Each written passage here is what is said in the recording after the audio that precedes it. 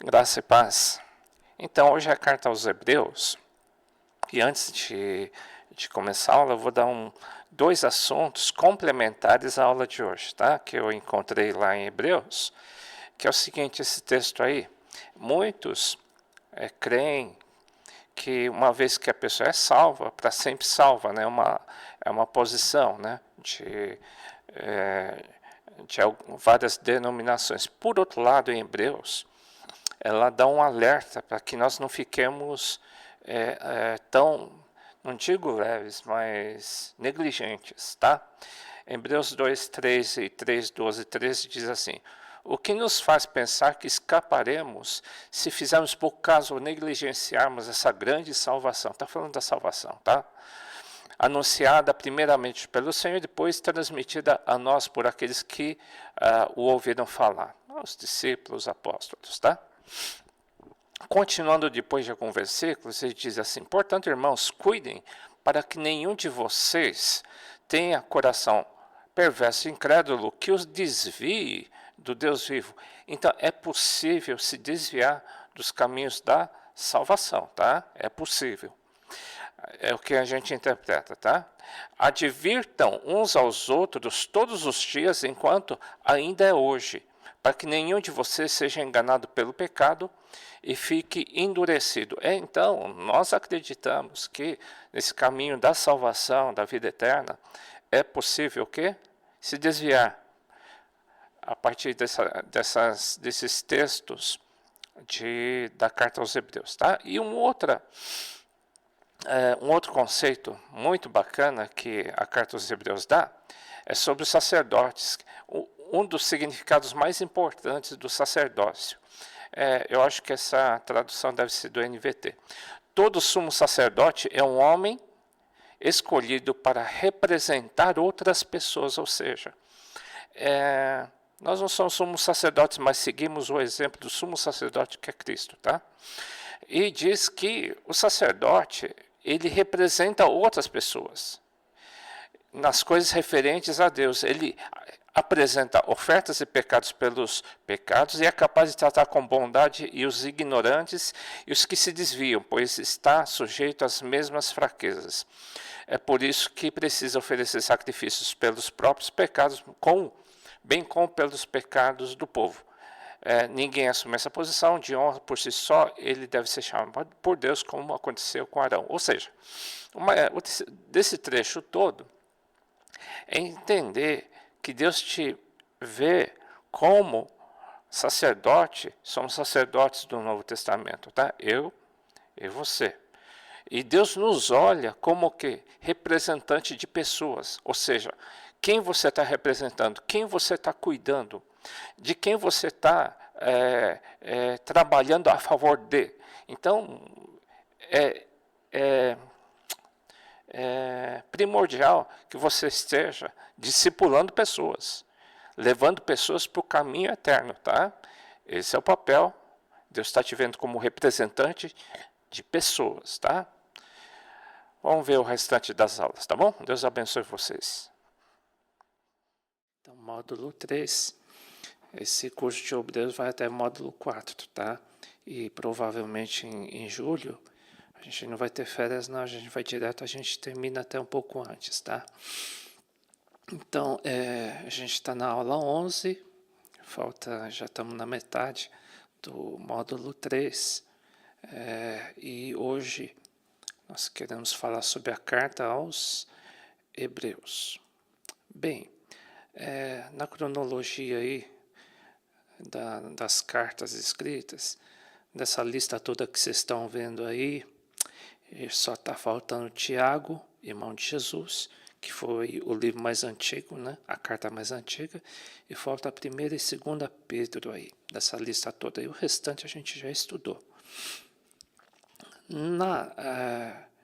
Dando prosseguimento, Hebreus foi escrito mais ou menos nos anos 64 a 68, é o que nós vamos estudar hoje, tá bom? Carta aos Hebreus. Aí vai ficar faltando Judas, e 1ª, 2ª e 3ª João só.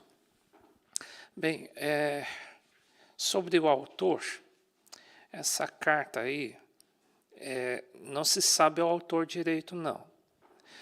Alguns dizem que é Paulo, outros dizem que é Barnabé, muito menos eu, né? Mas não se conhece direito o autor. Tanto é que na carta, todas as cartas de Paulo, ele começa com a graça e a paz do Senhor. Nesse daqui, não tem isso não, tá? Não tem isso não. Então a gente pensa, poxa vida, se fosse Paulo, talvez ele escrevesse a graça e a paz do Senhor, né? Mas alguns acham que Paulo pode ter escrito aí, tá bom? Tem um resuminho. E o destinatário? Também um destinatário é difícil identificar direito. Sabemos sim que essa carta foi destinada especialmente aos hebreus. O que são os hebreus?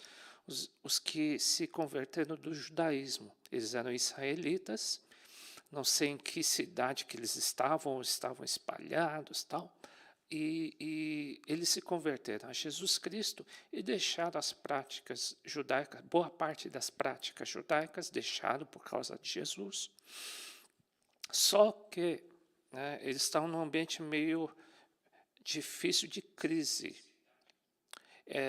Estava uma crise, provavelmente tinha muita perseguição aos cristãos, e quando eles eram judeus não tinha perseguição, tá? Mas como eles se converteram ao cristianismo, eles passaram por um período de perseguição muito forte, de ser cristão, eles não provavelmente sofriam crises e perseguições, tá? Por isso, devido à pressão, à crise, provavelmente não, certeza, eles queriam voltar para a religião antiga, porque na religião antiga não tinha tanta pressão, tá? E na religião cristã, seguir a Jesus, eles tinham que combater o pecado, eles tinham que ser perseguidos por amor a Cristo, porque eles eram perseguidos pelos judaizantes, e eles começaram a desanimar, e eles queriam voltar para as antigas práticas judaicas, que era mais fácil, né? E na Igreja de Cristo, eles tinham disciplina, tinham que lutar para se manter em paz com todos, tinham que ser tratados no seu pecado, tinham que se relacionar, consertar nos relacionamentos, lutar contra o pecado, tinham que ser corrigidos, e isso mexeu demais com eles. Aí vocês diriam, né? Nós diríamos, é igual hoje? Sim, é igual hoje.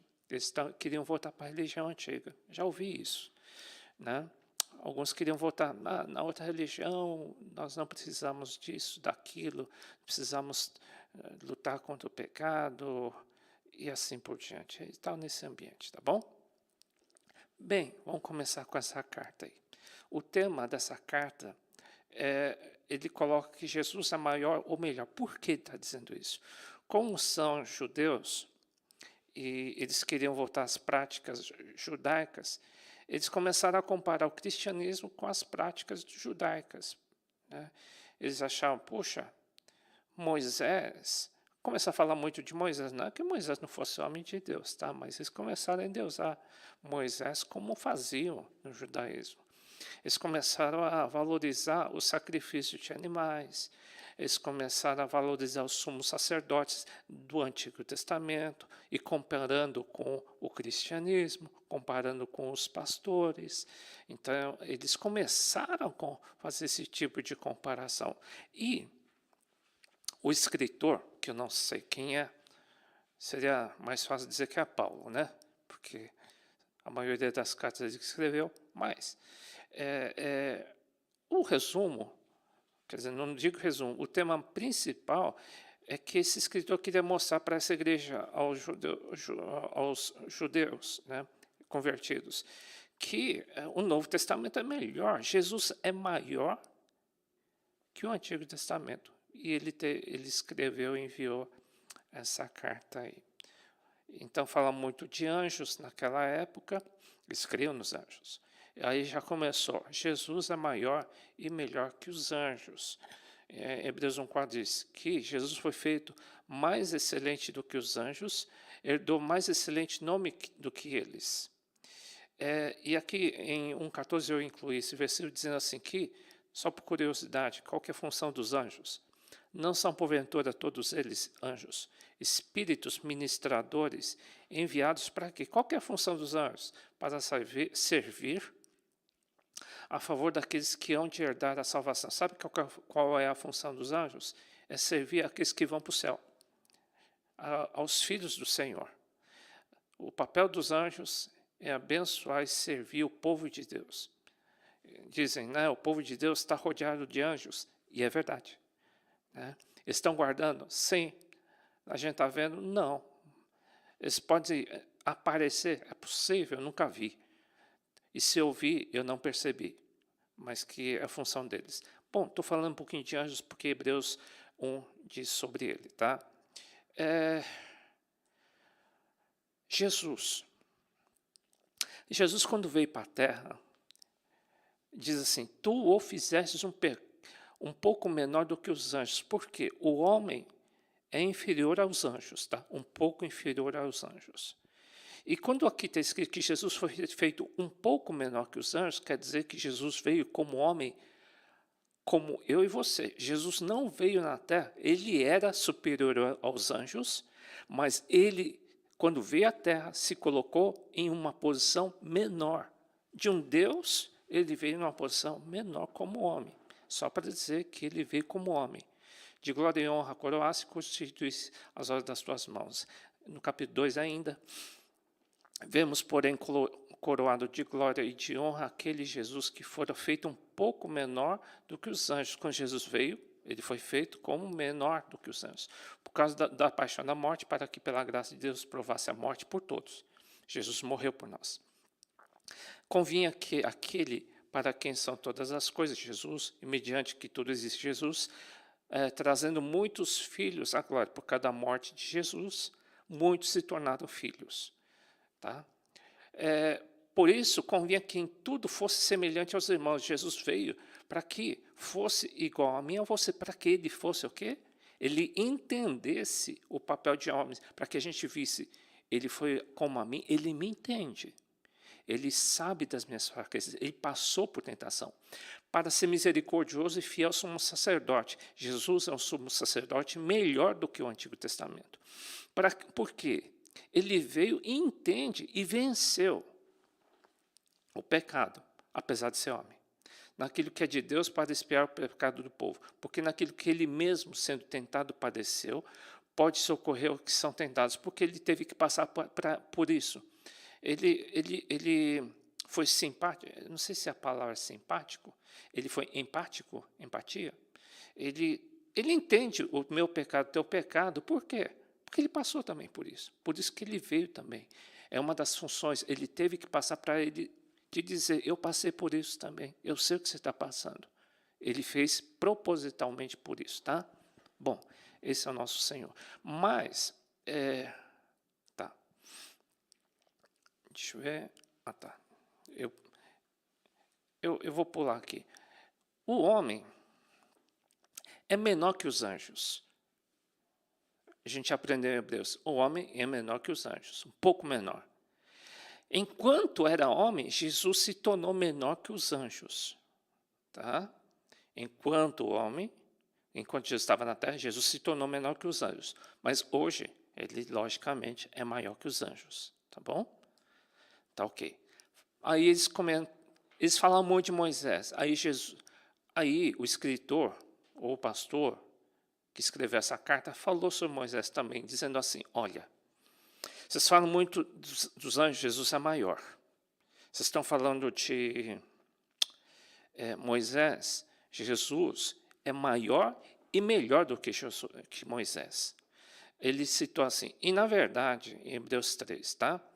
Moisés foi fiel em toda a sua casa, como um servo, olha só. Na casa de Deus, Moisés era o quê? Por isso que eu coloquei aí embaixo um desenho de um mordomo. Jesus era servo da casa. Para ter uma das coisas que haviam de... Mas Cristo, como filho, sobre a sua própria casa. Sabe quem é o dono do céu? É o Cristo, Jesus. Ele está dizendo, judeus, pessoal aí que quer voltar para trás. Vocês querem voltar para o empregado? Sendo que Jesus é o dono da casa. Só para dizer, poxa, vocês querem voltar para trás? Para a religião antiga? É isso mesmo? Jesus é o dono da casa. Moisés, uma pessoa importante, sim, mas ele era um empregado, um servo, em comparação com Jesus, tá? Então, não vão repetir as práticas do povo de Israel como eles fizeram no deserto. Eles ficaram 40 anos, vocês lembram que a gente estudou em Êxodo, Levítico, que eles ficaram 40 anos de castigo e reclamando. Eles ficaram só provocando a Deus, porque eles tinham um coração duro. Então, o escritor diz, não vão repetir aquilo que o pessoal fez aí no deserto, hein? Não faz igual, tá? Vocês lembram que eles fizeram assim, não faz igual, tá? Porque Jesus é maior, tá? Não temamos, esse temor também tem uma conotação de ter medo do inferno. Temamos, pois, porventura deixar a promessa de entrar no reino do Senhor. Pareça que algum de vós fica para trás, como ficaram o povo de Israel. Não imite o povo de Israel. Ele diz, eles não chegaram na terra prometida. Tá?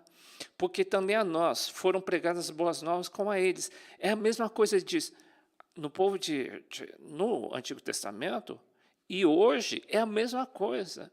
A pregação tem o mesmo intuito de te levar à igreja para a vida eterna. E Deus tinha essa intenção de levar o povo de Israel para a vida eterna. É a mesma coisa. E nada lhes aproveitou. Por quando não estava misturado com a fé no sentido de obediência. Naqueles que ouviram, eles ouviram, mas não, eles eram duros. Eles eram teimosos, difíceis, porque nós que temos crido, entramos no repouso, tal como diz, assim jurei que na minha ira que não entrarão no meu repouso, embora suas obras estivessem acabadas. Ou seja, por mais que Deus tenha prometido que iria levar o povo à terra prometida, de fato Deus cumpriu, mas não neles. O propósito de Deus vai se cumprir, com ou sem eles, com ou sem nós. Deus falou, então vai cumprir. Sim, mas se a gente estiver em obediência, como o povo de Israel. Não adianta o povo de Israel achar que está tudo pronto e ter a vida que quer. Não. Quer voltar para trás? Tá bom, não vai chegar na terra prometida. É assim que esse escritor está dizendo, tá bom? Ele diz, procuremos, pois, entrar naquele repouso, para que ninguém caia no exemplo, não vai fazer a mesma coisa que eles. Tá? Porque a palavra de Deus que vocês têm ouvido é viva, eficaz e mais penetrante que espada alguma de 2 gumes, e penetra até a divisão da alma e do espírito, das juntas e medulas, é apta para discernir os pensamentos e intenções do coração. Eu botei aí do lado um PET scan, você sabe o que é PET scan, né? Ela acha qualquer célula cancerígena.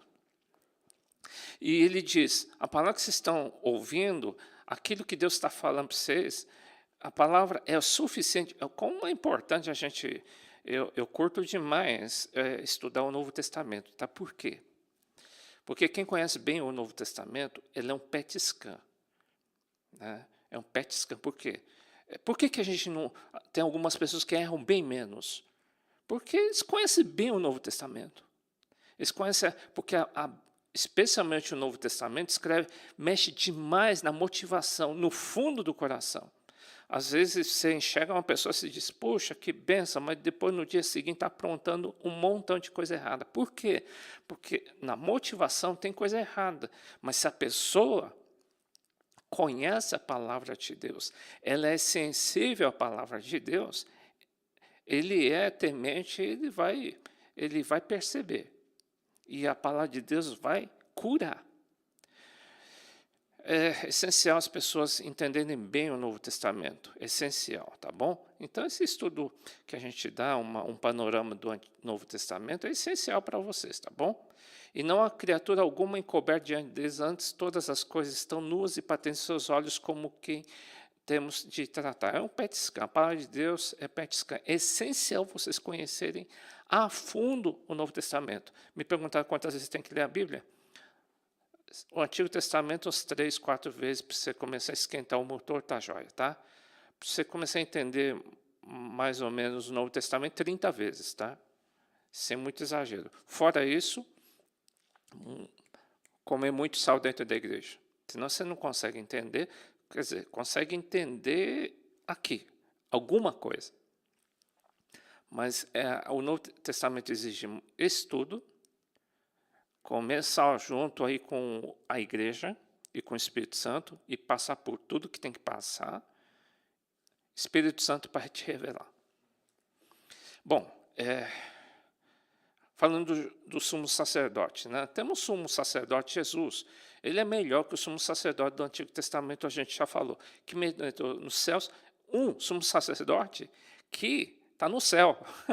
E ele é Deus. Porque não temos um sacerdote que não possa se compadecer das nossas fraquezas. Apesar de ser Deus, ele te entende, porque ele não estava só lá no céu, ele veio aqui na terra. Porém, um que, como nós, em tudo foi tentado. Ele foi tentado na área sexual, ele foi tentado na área profissional, ele foi tentado no dinheiro, ele foi tentado no orgulho, ele foi tentado na vaidade, ele foi tentado em tudo, né? Mas sem pecado. Ele conseguiu vencer. E ele pode te ajudar a vencer também. É isso que ele quer dizer. Chegamos, pois, com confiança ao trono da graça para que alcancemos misericórdia e achar graça, a fim de sermos ajudados em tempo oportuno. Ou seja, gente, sem Jesus, vocês não vão conseguir seguir na vida em santidade de jeito nenhum. Vocês vão ser tentados, vocês vão cair. Sem Jesus, sem a igreja, você não vai conseguir. Então, ele está dizendo, Jesus tem empatia, ele entende a mim e entende a você também, tá bom? Não sejamos assim, como? Seja igual os judeus, israelitas, ou essa igreja de hebreus. Eles estavam com desejo de voltar para a religião antiga ao Egito. Eles reclamavam demais. Eles eram muito rebeldes, desobedientes, independentes. Eles tinham muita idolatria. Hoje a idolatria seria área sexual, amizades, profissão, dinheiro. Pode se tornar uma idolatria, tá? Resultado, não entraram na terra prometida, tá? Não entraram no céu.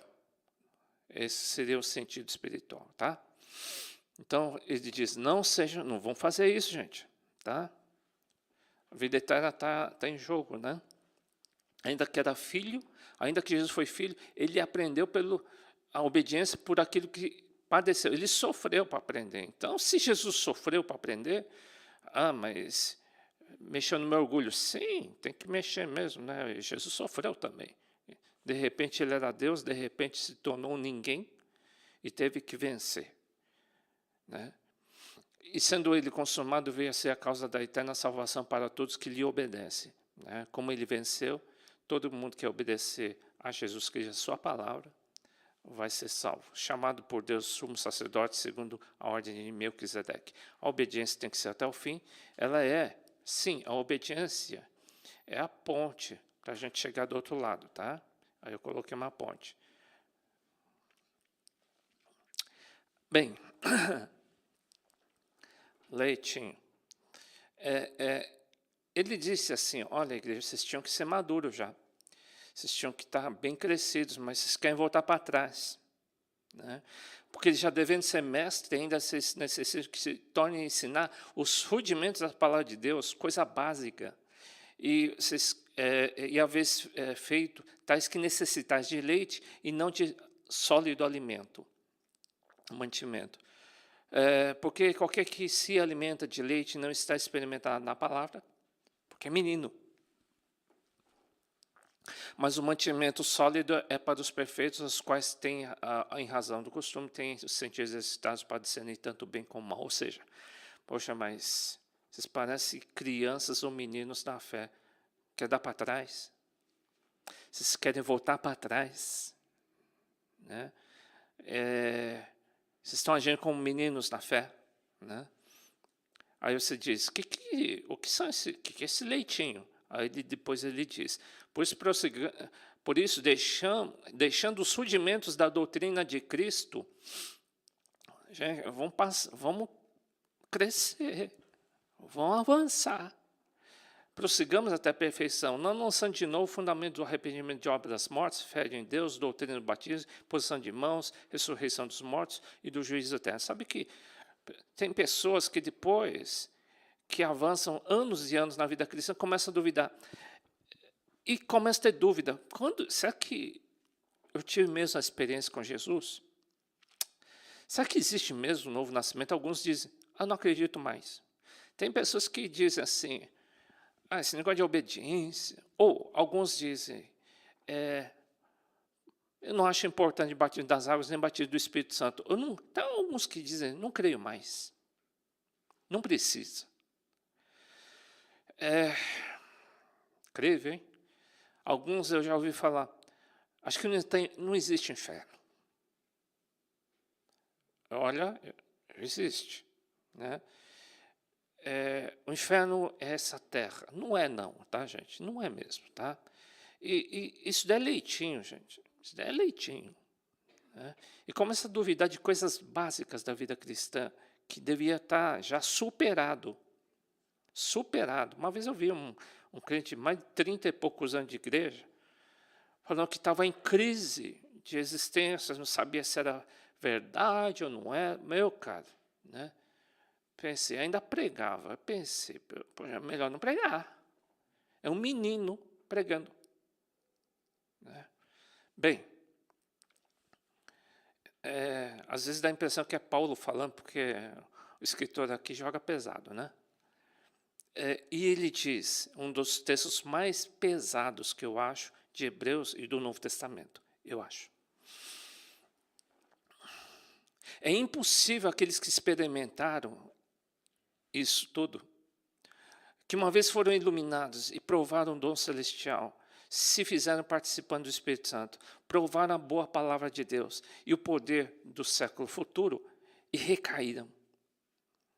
Sejam outra vez renovados para arrependimento.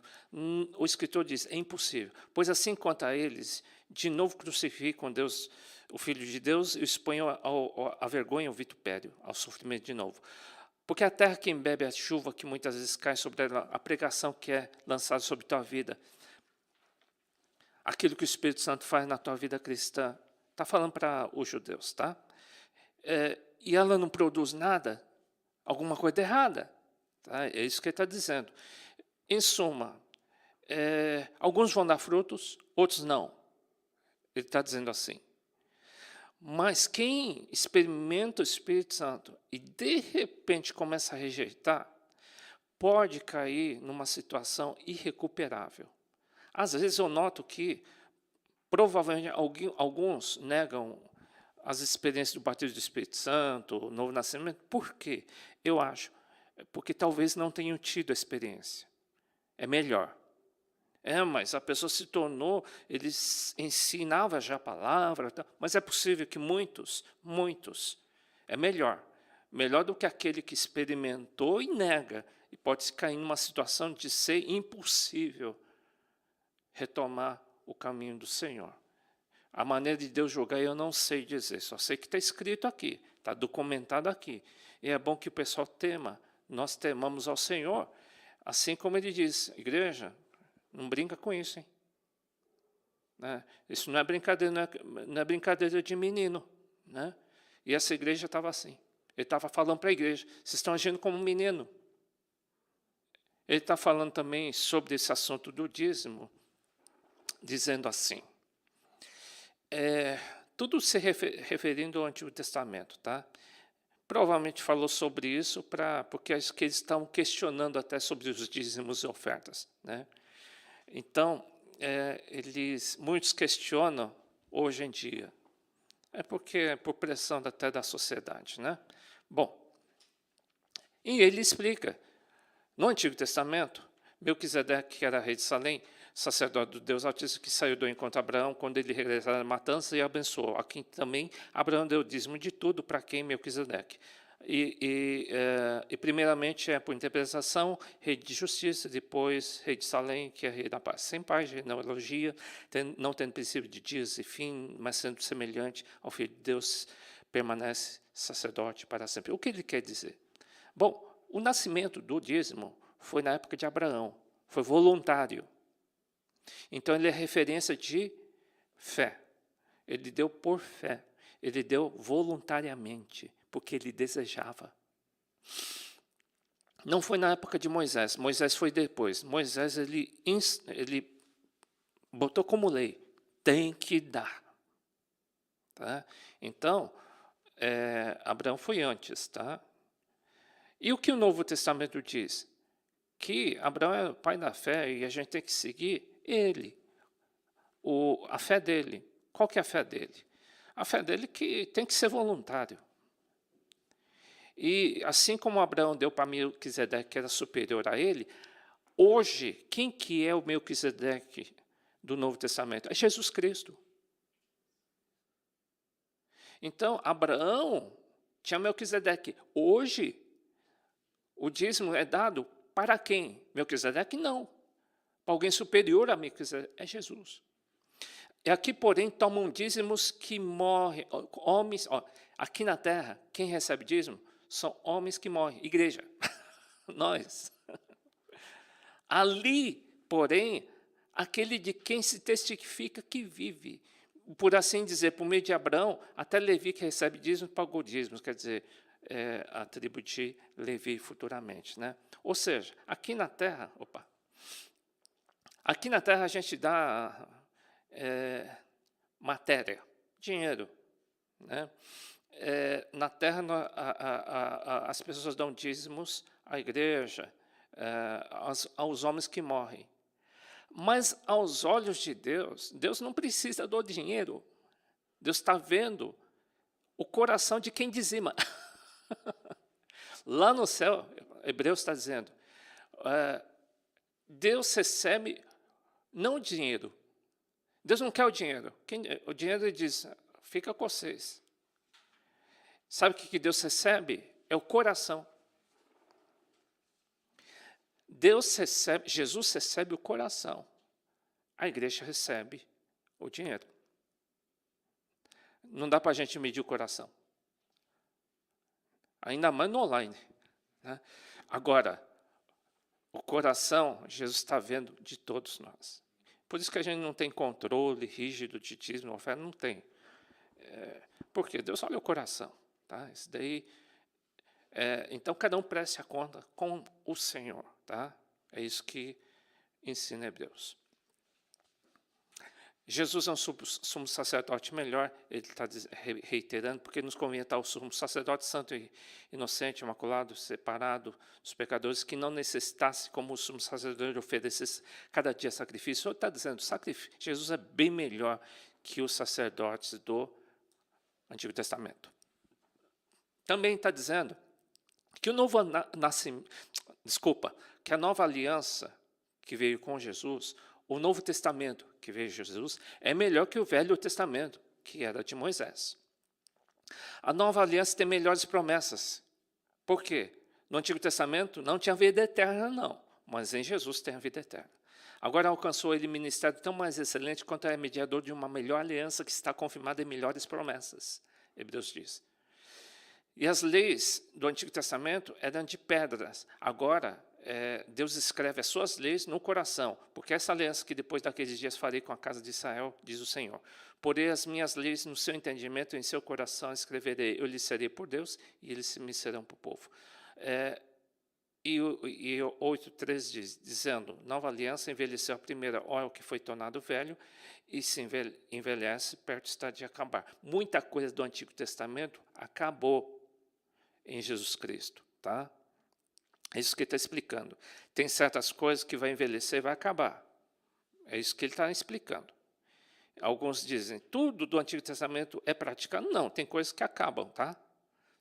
Em Jesus, aquela rigidez do sábado mudou. Tá? Não é um dia da semana que a gente tem que guardar. Temos que guardar todos os dias agora, tá? Mais uma aí. Esse é o modelo do tabernáculo de Moisés, antigamente. Antigamente, para entrar na presença de Deus, aí tem, primeiro, não sei se vocês estão conseguindo entender, tem o recinto de fora, que tem o altar e o lavatório. E tinha uma cabana que eram divididos em lugar santo, que tinha o altar do incenso, mesa do pão e candelabro. Era coberto, era uma tenda. Tá? Era uma tenda. E o sacerdote começava lá da entrada lá, onde está o amarelinho lá.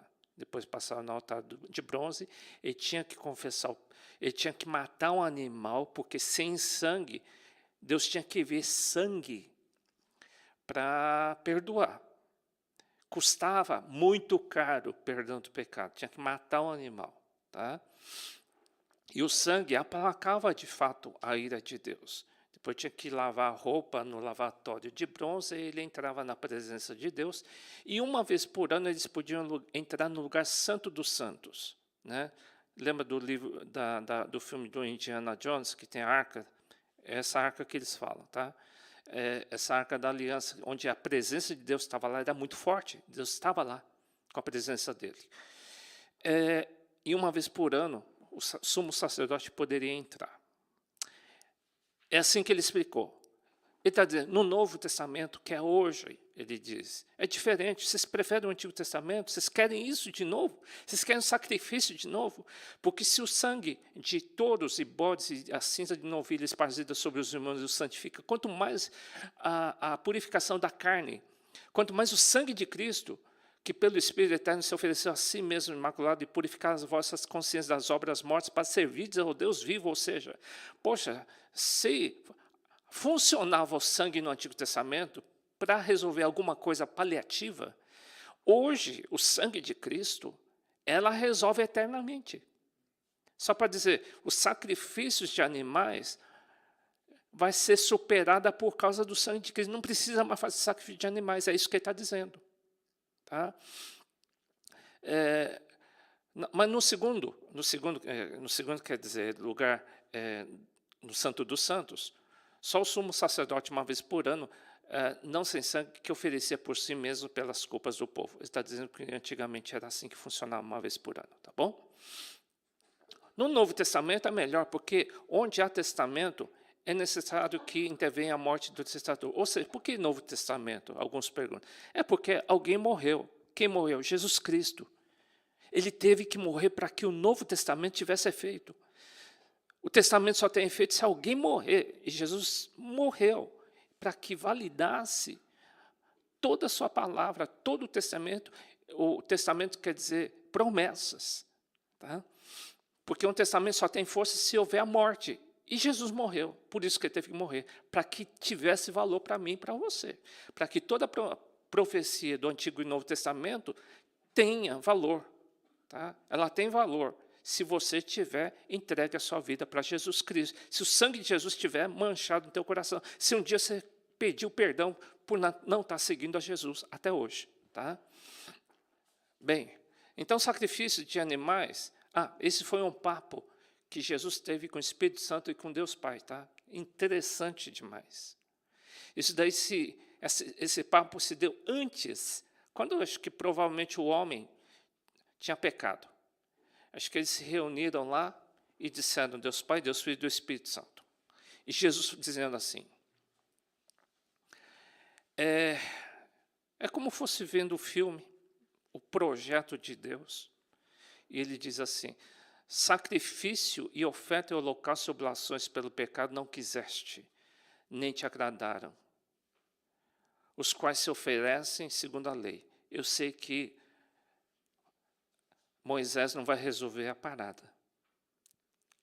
Então disse Jesus, eis que venho para fazer, ó Deus, a tua vontade, eu sei o que o Senhor quer. Eu me ofereço. É isso que ele fez. Para que eu seja o animal para ser sacrificado, para que não se repita aqueles animais pelo perdão.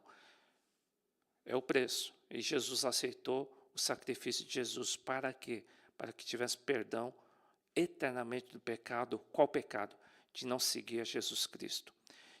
E Jesus disse, tira o primeiro Antigo Testamento para estabelecer o segundo, o Novo Testamento. Tira o primeiro, que são os animais, para colocar o segundo, que sou eu, Jesus disse. Eu vou lá. E Jesus aceitou. Deus aceitou. Hoje o tabernáculo de Moisés com Jesus, ele diz assim, hoje, no Novo Testamento, tendo, pois, irmãos, ousadia para entrar no santuário pelo sangue de Jesus. Hoje, você que é filho, você pode conversar direto com o Pai, que é teu rei. Antes você não era filho.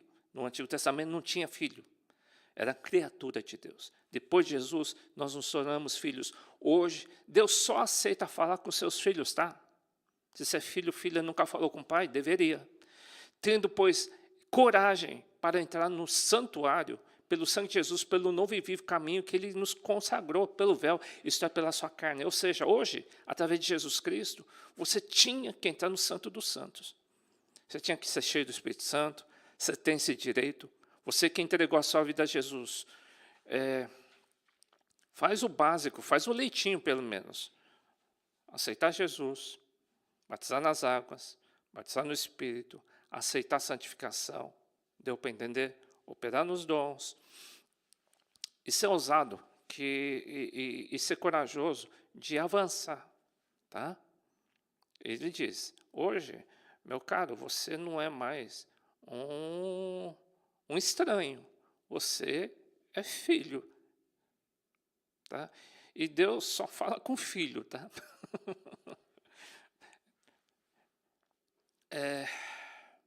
Por isso, eles que estavam querendo dar para trás, ele diz, não deixa a igreja, não deixa a nossa congregação, como é costume de alguns, antes avisam um ao outro. E tanto mais que está se aproximando aquele dia da volta de Cristo. Está chegando a volta de Cristo. A gente não fica fora da igreja, não. Não deixa a cobertura da igreja, ela é proteção para você. Se naquela época ele já comentava isso, imagina hoje. Não deixa da cobertura da igreja. Porque se pecarmos voluntariamente, depois de termos recebido o conhecimento da verdade, já não resta mais sacrifício pelo pecado. Você sabe, se você voluntariamente quiser ficar fora, você já sabe, você já foi avisado. Né? Mas uma certa expectação horrível de juízo e ardor de fogo que há de devorar os adversários. Quebrantando alguém a lei de Moisés, morre sem misericórdia só pela palavra de 2 ou 3 testemunhas. E quanto maior castigo, cuidais vós, será julgado merecedor aquele que pisar o Filho de Deus e tiver por profano o sangue da aliança com que foi santificado. Ou seja, você fez uma aliança com Jesus, você entregou a sua vida para Jesus, está dando para trás? Está falando para a igreja. Se naquela época as pessoas estavam mortas, pior hoje, ele diz. O julgamento hoje é pior, tá? Mas eu vou ser morto na igreja. Não é isso, é o inferno. É o problema. Ele está dizendo, é o inferno. É pior coisa. Ele não está jogando leve, ele está dizendo, gente, não fica fora da igreja. Pensa que não vai acontecer nada. E ele está firmando um dos conceitos mais importantes, porque eles estavam muito fragilizados na fé, eles não confiavam mais. Eles estavam em dúvida em Jesus, eles estavam em dúvida sobre o sacrifício de Jesus, eles estavam em dúvida sobre o batismo, eles estavam em dúvida sobre o batismo do Espírito, eles estavam em dúvida com tudo, eles estavam balançando dentro da igreja, eles estavam instáveis na igreja. Hoje muita gente está instável, né? E naquela fé eles também estavam instáveis. Né? Então ele deu uma ênfase, vamos falar sobre fé. Ele deu exemplo das principais pessoas da Bíblia sobre fé. Ora, ele conceitou, o que é fé? Fé é o firme fundamento, é algo sólido e visível. Fé não é presunção, nem pensamento positivo. Eu vejo que muitos creem que fé, não, vai dar tudo certo. Isso é presunção, tá? Muitos estão usando muita presunção. Não é fé isso, não. Pensamento positivo não é fé. Fé é firme fundamento. Quando fala firme fundamento, é algo sólido, que dá para ver. Das coisas que se esperam e a prova. Fé, se você disser que tem fé, a Bíblia te pergunta, então prova que você tem fé. Prova que você tem fé. Eu quero ver o teu currículo. Quero ver, deixa eu ver o que você fez. Está indo para a igreja? Não. Está lendo a Bíblia? Não. Está orando? Não. Meu caro, a tua fé está uma droga. Não é fé isso. Agora você diz, estou indo para a igreja. Estou buscando a Deus. Fui batizado. É prova. Você vai mostrar, porque até o demônio vai ficar quieto. É para calar a boca do inferno, gente. Porque o inferno está... Existe uma mídia infernal querendo te atacar, meu caro. A mídia do inferno, tá? Ele vai dizer, eu não vi ele batizado. Eu não vejo ele falando em línguas. Eu não vejo ele lendo a Bíblia. Eu vejo ele aprontando. O inferno está acusando. Jesus não está te acusando. Quem está acusando é o inferno. E você tem que ter uma defesa. Qual? A fé. Não, eu não estou fazendo. E o inferno vai dizer, ele não está fazendo. Tá? A fé não é somente um pensamento positivo, nem um sentimento. Deve existir provas ou comprovação visível. Isso é fé. Tá? Exemplo de fé, Abel, Abraão, Enoque, Noé, Moisés, Isaac, receberam a palavra de Deus e obedeceram até o fim. Isso significa fé. Por isso que ele citou pessoas que ouviram a palavra de Deus, foram fiéis décadas até o fim. Todos eles obtiveram aprovação por causa da sua fé. Tem que ser a aprovação de Deus, não é os outros dizendo, e nem se auto-aprovando. Eu me aprovo. Não, não, não. Eles receberam a aprovação de Deus. É o mais importante. No entanto, nenhum deles recebeu tudo que havia prometido. Por mais que, puxa, Deus me prometeu isso, aquilo, e não aconteceu, então não vou seguir mais. Não, Deus falou para eles, e nem tudo eles receberam aqui na terra. Maior parte das promessas desses homens, sabe quando eles receberam? Só depois que eles subiram no céu. Maior parte das promessas, a gente pensa, depois que seguir a Cristo, tudo vai dar certo. Não, não vai não. Não quer dizer que vai dar tudo certo, não. Né? Eu vou conquistar o emprego que eu quero. Não necessariamente.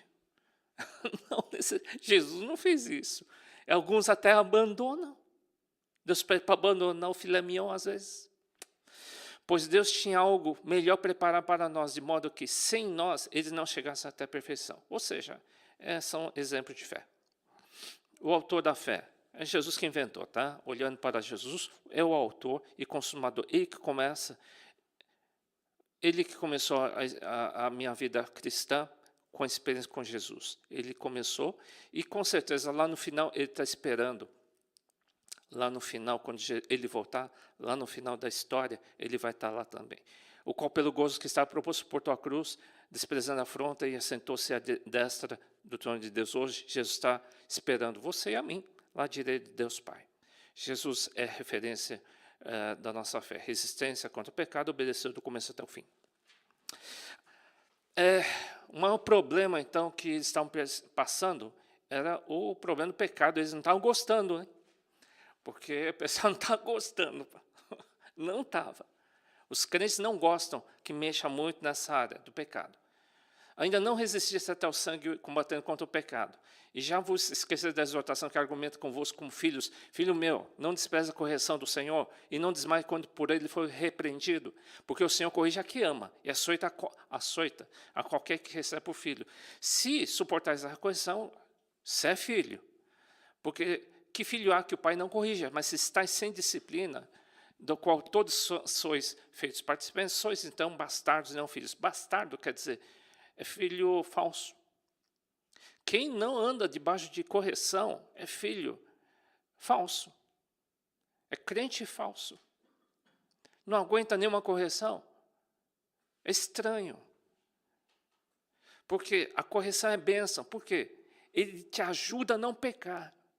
Ele ajuda, porque com pecado a gente não vai longe. Hein? Agora, um dos instrumentos mais fortes de uma igreja não é ficar acariciando o pecado. Não, é te ajudar a vencer o pecado. Jesus foi assim.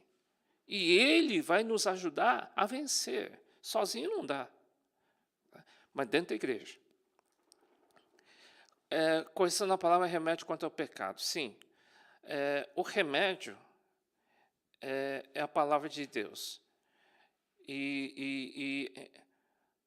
Claro que o remédio à palavra de Deus é a Bíblia, tudo bem. mas ela tem que ser aplicada, tá, gente? Tá falando tanto de vacina, né? Se a gente não quer ser morto e ir para o inferno, meu caro, tem que ser aplicado uma correção da palavra de Deus. Se você soubesse que ia pegar uma Covid, até quem tem medo de injeção, até um parente que tem pavor de injeção, não vou falar quem é, mas ele é, nossa, desesperado de morrer. Hoje, ele faz questão, mostra o braço e diz, me vacina. Por quê? Não, o cara está frito. Né? Mesma coisa a palavra de Deus. Se a gente crê que isso é verdade, a gente vai... A carta está dizendo, Pai, me corrige. Tá bom, eu vou mandar os meus servos te corrigirem. Tá? Seguir a paz com todos e a santificação, sem a qual ninguém verá a Deus. Olha, duas coisas importantes. Seguir a paz com todos e a santificação. Senão ninguém vai chegar lá na frente. Tá? Seguir a paz com todos quer dizer, você tem que estar em paz com todos. Nem que talvez os outros não estejam em paz contigo, mas você tem que estar em paz com os outros. Tá? E a santificação, sem a qual ninguém verá a Deus, tendo cuidado que ninguém se prive da graça de Deus e que nenhuma raiz de amargura brotando vos perturbe, por elas muitos se contamine. Por que amargura? Porque eles... O que é amargura? É que eles não aceitavam correção. Porque ele diz, muita gente não está recebendo correção. Graça significa estar debaixo de correção. E alguns não estão aceitando. Ficam amargurados, viram a cara. Alguns saem da igreja por causa de uma correção, e ele diz, e jogam tudo para o alto. Não seja ninguém devasso como Esaú, que joga o seu ministério para cima, dizendo assim, para que me serve? E toma cuidado, porque pode ser que isso seja irreversível, porque Esaú diz, o escritor diz, Esaú fez isso. E mesmo querendo herdar de novo a bênção, ele foi rejeitado. E não achou lugar de arrependimento, ainda que com lágrimas o buscou. Pode chegar um tempo que Deus vai dizer, não adianta mais, você não vai recuperar nunca mais. Né? Já pensou? Então, gente, seguindo em frente, não olhando para trás. Andar debaixo da graça, no conceito em Hebreus, diz, estar em paz com todos, tá? E também está debaixo de correção, submisso, e não despreze a unção de Deus, o chamado que Deus tem na tua vida. Não faz pouco caso, não. Tá bom. E ele diz, vocês não chegaram às trevas. Igreja não é um lugar de trevas. Mas não é fácil. Lógico que não é fácil. Por quê? Pessoas me corrigem, ou é difícil, dá medo. Bom, não chegasse ao monte palpável, aceso em fogo, e a escuridão, e as trevas, e a tempestade. Igreja não é isso. Sabe o que ele diz? Mas chegasse ao monte Sião, a cidade de Deus vivo, a Jerusalém celestial, aos muitos milhares de anjos, a universal assembleia, a igreja dos primogênitos, que estão escritos nos céus, e a Deus, o juiz de todos, é o Espírito justo, aperfeiçoado, a Jesus, mediador de nova aliança, ao sangue da aspersão, que fala melhor que o de Abel. Vocês não chegar, a igreja não é treva, não, é um pedaço do céu. É um instrumento que Deus tem aqui na terra para te ajudar a chegar no céu. É um pedaço, é uma embaixada de Cristo aqui na terra. Tá? É o que Hebreus está dizendo. Gente, vocês estão reclamando aí, mas vocês sabem que bênção é para a tua vida. Último, Hebreus 13. Ele está dizendo, seja empático. Essa palavra eu achei bacana. O crente tem que ser empático, ou seja, tem que ter um amor fraternal de família. Tá? Ele recomenda ser hospitaleiro, tá? Que alguns até receberam anjos, nem perceberam que eram anjos. Tá? Eu não percebi. Bom, cuidem dos presos maltratados, sim, eles recomendam. Tá? No relacionamento do casamento, ele fala de práticas gerais, de amor fraternal. Continue na igreja sendo empáticos, paguem esse preço aí, continue abençoando, continue sendo hospitaleiro, continue trabalhando, abençoando os mais fragilizados, sim. E no casamento, mantenha-se fiel, tá? Venerado seja entre todos os matrimônios, o leito sem mácula, sem traição, entendeu? Porém, aqueles que caírem em prostituição ou adultério, coisas parecidas, Deus julgará. Se arrependa. Mas se arrepender, o que vai acontecer? Não sei. Melhor se entregar nas mãos de Deus e deixar Ele julgar. Não é melhor do que deixar os homens julgarem? A igreja não costuma julgar muita coisa, não, tá? A gente sabe o que é pecado e o que não é. Nós dizemos, não vai fazer isso. E se fez, se arrependa e volte, tá? Mas Deus vai me perdoar? Perdoa. Vou ter sequela? Sei lá, mas melhor entrar com sequela para o céu do que todo feliz para o inferno, né? Então, está falando sobre isso também. Não seja avarento. Não deixe o dinheiro, deixa a vaidade roubar o teu ministério, tá bom? E por último, últimas recomendações. Ele diz assim, olha a importância da cobertura espiritual, né? Primeiro, não vos deixeis, então, levar por toda a doutrina várias estranhas. Hoje tem demais estranha. Por isso que vocês têm que dominar demais. Está muito dentro da igreja e muito forte na doutrina, na Bíblia, no Novo Testamento, especialmente praticando. Tá? Não vos deixei levar em redor por doutrinas várias, esquisitas e estranhas, porque bom é o que o coração se fortifique com graça, e não com alimentos que nada aproveitaram aos que a eles se entregaram. Ou seja, práticas talvez estranhas na igreja ou doutrinas. Tá? Cuidado com doutrinas esquisitas ou estranhas. Segundo, obedecei aos vossos pastores e sujeitai-vos a eles, porque eles velam por vossas almas como aqueles que hão de dar contas delas, para que o façam com alegria e não gemendo, porque isso não vos seria útil. Ou seja, você tem autoridade sobre tua vida. Será que a tua autoridade está alegre em prestar conta a Deus por ti? Eu tinha essa preocupação. Será que meus pastores, quando chegam diante de Deus, será que eu sou uma dor de cabeça para eles? Era uma preocupação que eu tinha desde a minha juventude, né? Eu não queria ser um transtorno dos meus pastores. Era uma preocupação que eu tinha. Eu queria que eles chegassem diante de Deus e dissessem assim, Ele está te buscando, Ele te serve, Ele ama o corpo de Cristo, se Ele erra, Ele se arrepende. Tá? Todos precisam de cobertura espiritual, todos precisam de autoridade, todos precisam. E quem não tem autoridade, vocês já viram o que acontece. Não ele está falando para a igreja do Senhor. Tá? Não seja daqueles que estão fora da igreja, ele diz. Não seja daqueles que estão fora de cobertura. Não seja daqueles que não têm autoridade nenhuma sobre a sua vida. São independentes. Não vai por aí. Tá? O corpo de Cristo é uma rede de igrejas que está ligada no mundo inteiro. Quem é do Senhor vai se dar bem em qualquer lugar no mundo. Tá? E todos estão debaixo de cobertura. Todos. Né? Esse versículo não foi feito só para o povo, né? Foi feito para todos.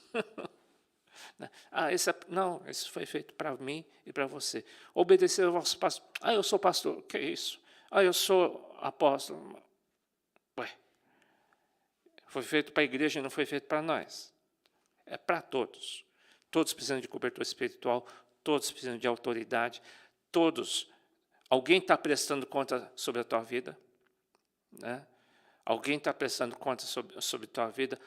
Espero que os teus pastores não fiquem gemendo, dizendo, puxa vida, como é rebelde, puxa vida. É triste. Né? Então, ele diz, não vai te acrescentar em nada sendo assim. Mas se você for fiel, você vai ser abençoado, tá bom? Deu tempo, essa carta é enorme, eu resumi, Mas os principais versículos eu passei para vocês. Não é uma carta muito simples, não, mas é bacana e abençoada, tá? Deus abençoe a todos. Até amanhã no Café com Deus. Tchau.